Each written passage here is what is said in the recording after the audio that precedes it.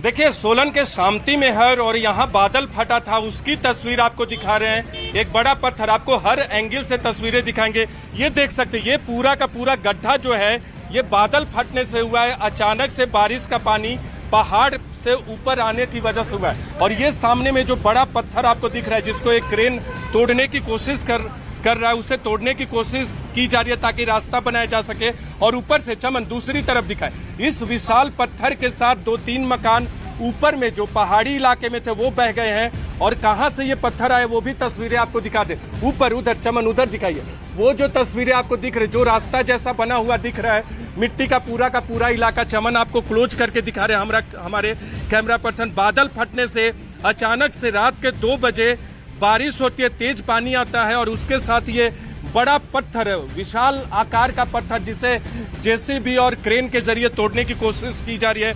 यहाँ एक बड़ा ट्रांसफार्मर था, वो बह गया है और कितना विशाल गड्ढा यहाँ बन गया, पूरा का पूरा एक नाले नुमा रूप बन गया है। और दूसरी तरफ आपको अंदाजा बताते हैं कि कितना बड़ा ये हादसा है। अगर उधर देखिए, सोलन की ये तस्वीरें आप देख रही हैं, सामने में हाईवे है। जब हाईवे पे जब हम थे तो यहाँ की तस्वीर ऐसी लग रही थी कि जैसे कोई नदी पहाड़ से गुजरती है और उसने अपना रास्ता बनाया है, और ऐसा कोई भी रास्ता बना हुआ नहीं था। और यहाँ से तस्वीरें दिखाते हैं, ये ट्रांसफार्मर हम दिखाने की कोशिश कर रहे हैं। पानी का बहाव इतना तेज था, बादल इतना तेज फटा, एक साथ इतना पानी आया कि साथ में बड़ा बोल्डर आता है और उसके साथ पानी और गाद जो मलबा होता है वो अपने साथ ट्रांसफार्मर को बहा कर ले जाता है। तो ये नदी नुमा जो आकार आपको दिख रहा है, ये पहले से मौजूद नहीं था, बल्कि तेज बारिश की वजह से परसों रात को 2 बजे बादल फटता है और इसी विशाल पहाड़ के पीछे से पानी उतरता है और बड़े बोल्डर को अपने साथ लेकर आता है। तो इस तरह की तस्वीरें सोलन के अलग अलग इलाके में आपको मिल जाएंगी। लगातार रास्ते को बहाल करने की कोशिश की जा रही है, पानी लगातार आ रहा है पहाड़ से। अगर बारिश और होती है तो हिमाचल प्रदेश के सोलन जैसे इलाके के हालात और भी खराब होंगे। न्यूज 18 इंडिया पे हम हर जगह की तस्वीरें आपको दिखा रहे हैं। चंडीगढ़ से शिमला के रास्ते में जब हम सोलन पहुंचे तो वहां ये तस्वीर आपको दिखा रहे हैं, क्रेन जेसीबी की मदद से पत्थर को तोड़ने का काम किया जा रहा है। अच्छी बात यह है कि किसी को कोई हताहत नहीं हुआ है, माल का नुकसान हुआ है, जान का नुकसान नहीं हुआ है। लेकिन आप हादसे का अंदाजा इस तस्वीर से लगा सकते हैं कि कितना बड़ा गड्ढा बन गया है, कितना विशाल पत्थर जो है यहाँ पहुंचा है। यहाँ के लोगों से बात करते हैं, क्या हुआ था ये बताइए आप। यही क्या हुआ था सर? ये ऊपर से बहुत ज्यादा पानी, ये बहुत बड़ा बोल्डर है। तो हाँ जी क्या ये ऊपर से रात को 2:30-3 बजे आया था और एकदम से और रात को 3 बजे के करीब जब ये आया तो भयानक आवाज हुई और यहाँ पे जो ट्रांसफार्मर था वो ब्लास्ट हुआ। इस ब्लास्ट में ये आप देख सकते हैं। तो ये यहाँ पहले से नाला था या वो क्रिएट किया था? बाकी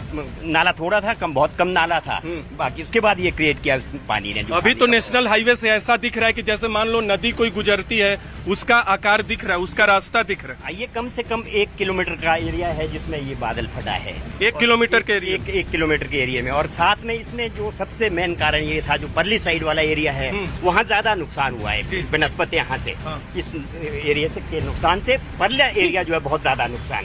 ठीक है नीरज, मैं आपके पास लौटूंगी। देखिए नीरज जो तस्वीरें दिखा रहे हैं, इस बीच एक बड़ी खबर मैं आपको बता दूं, बद्रीनाथ राष्ट्रीय राजमार्ग पर एक बड़ा हिस्सा पहाड़ी का टूटकर गिरा है, जिस वजह से गाड़ियों की आवाजाही वहां पर रोक दी गई है।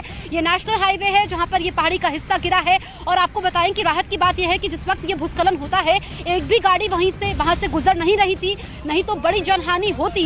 ये राष्ट्रीय राजमार्ग जहाँ पर आवाजाही होती रहती है, तस्वीरें वाकई ये रोंगटे खड़ी करने वाली है, आप देख सकते हैं। लेकिन गनीमत ये रही कि जिस वक्त भूस्खलन हुआ वहां पर एक भी गाड़ी मौजूद नहीं थी। तो ये तस्वीरें आप देख सकते हैं, बद्रीनाथ राष्ट्रीय राजमार्ग की तस्वीरें न्यूज 18 इंडिया पर हम आपको दिखा रहे हैं। और किस तरीके से, क्योंकि इस मौसम में जब बद्रीनाथ धाम के कपाट खुले होते हैं, बड़ी तादाद में पर्यटक वहां पर पहुंचते हैं और 3000 से लेकर के 4000 तक सैलानी इस वक्त जगह जगह फंसे हुए हैं। ये तस्वीरें हम आपको दिखा रहे हैं बद्रीनाथ राष्ट्रीय राजमार्ग की, जहां पर ये पहाड़ी का बड़ा हिस्सा गिरकर सड़क पर आ गया। और जब भूस्खलन हुआ, सड़क पर एक भी गाड़ी नहीं थी, जिस वजह से यहाँ पर कोई जनहानि नहीं हुई है। लेकिन सड़क की मरम्मत में काफी समय लगेगा। और हम देखते हैं कि पहाड़ी राज्यों में वैसे भी जो लोग बद्रीनाथ गए हैं, मुश्किलों भरा सफर होता है। एक तरफ अलकनंदा नदी बहती है, दूसरी तरफ पहाड़ियां हैं, तो ऐसे में मुश्किलों का सफर तय करते हुए पहुंचते हैं। लेकिन जो भूस्खलन की ये तस्वीरें आ रही हैं और अलग अलग इलाकों से उत्तराखंड में इस वक्त भूस्खलन की तस्वीरें सामने आ रही है।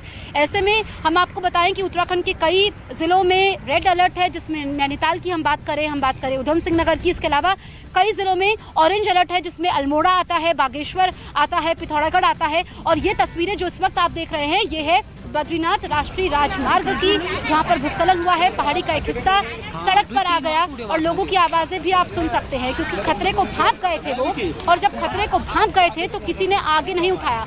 और किस तरीके से जोखिम लेना मौत को दावत देने जैसा होता है, ये इन तस्वीरों को देख करके समझा जा सकता है। अब हम आपको यमुनोत्री की तस्वीरें दिखाते हैं। दरअसल यमुनोत्री गंगोत्री हाईवे पर यहाँ पर गाड़ियों की आवाजाही पूरी तरीके से रोक दी गई है। कई सारे ऐसे लोग हैं जो फंसे हुए हैं, क्योंकि भारी बारिश के बाद वहाँ पर बाढ़ जैसे हालात उत्तरकाशी में इस वक्त बने हुए हैं। और जो भारी बारिश हो रही है वो लोगों की तकलीफों को बढ़ा रही है।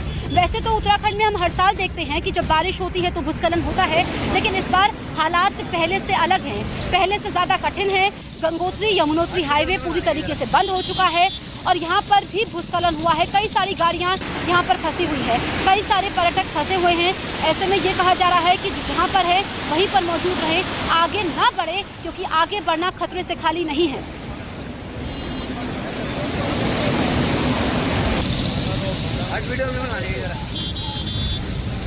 मेरे सहयोगी नीरज लगातार हमारे साथ बने हुए हैं। नीरज, हम उत्तराखंड की तस्वीरें दिखा रहे थे, आप हिमाचल प्रदेश में मौजूद हैं और लोगों को भी ये समझना होगा कि जब इस तरीके से आसमानी आफत है, आगे बढ़ना मौत से खेलने जैसा होगा।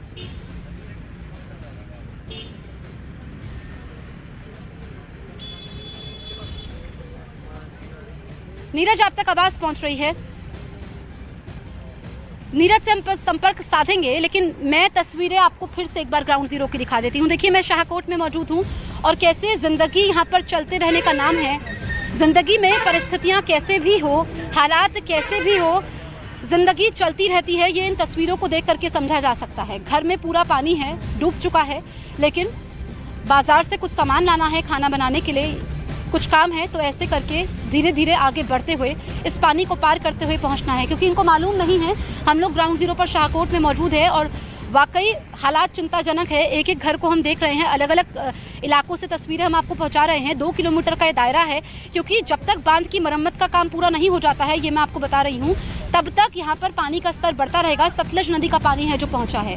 अब आप देखेंगे कि ये जो गेट है, इससे आप अंदाज़ा लगा सकते हैं कि कितना ज़्यादा यहाँ पर पानी है।